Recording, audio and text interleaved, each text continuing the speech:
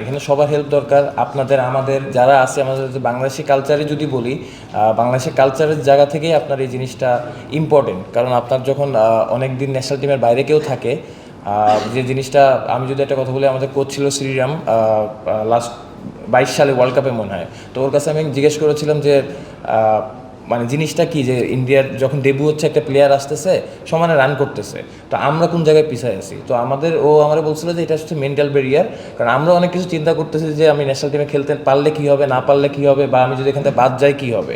আর ওরা চিন্তা করতেছে, ওরা আইপিএল বলেন বা ওরা ওইভাবে যেভাবে চলে আসতেছে, ওদের যে স্ট্রাকচার আছে, রঞ্জি খেলতেছে বা যেসব টুর্নামেন্ট খেলতেছে, ওদের কিন্তু আসলে এইগুলো ফিউচার নিয়ে বা কী হচ্ছে সামনে এগুলো নিয়ে চিন্তা করার সময় নাই।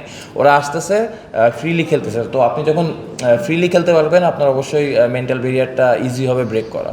একটা মিটিং করেছিলাম সব প্লেয়াররা মিলে, যে আমাদের এই কালচারটাই আসলে চেঞ্জ করা উচিত, যে আমরা এই টিমে আসলাম, হয়তো আমি অনেকদিন ন্যাশনাল টিমের বাইরে বা আরেকজন ন্যাশনাল টিমের বাইরে আসছি পার্সোনাল কোনো লক্ষ্য নিয়ে।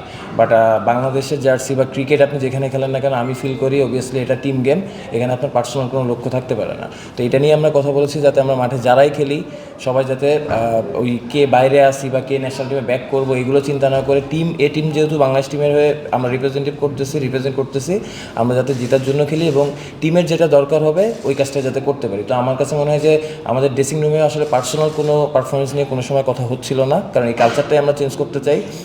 ইভেনচুয়ালি যখনই কথা হয়েছে আমরা টিম গেম কীভাবে জিততে পারি ম্যাচ, এটা নিয়ে আসলে কথা হচ্ছিল। মেন্টাল ব্যারিয়ার একটা অবভিয়াসলি আমার কাছে মনে হয় যে ওই মেন্টাল ব্যারিয়ারটা আমাদের পার করতে হবে। ইভেনচুয়ালি যেটা আমি বললাম যে আমাদের কালচারাল দিক থেকে আমাদের টিম নিয়ে আসলে আরও অনেক বেশি চিন্তা করতে হবে এবং টিমের জন্য কোনটা বেনিফিট হবে ওইটা নিয়েই চিন্তা করা উচিত বেশি।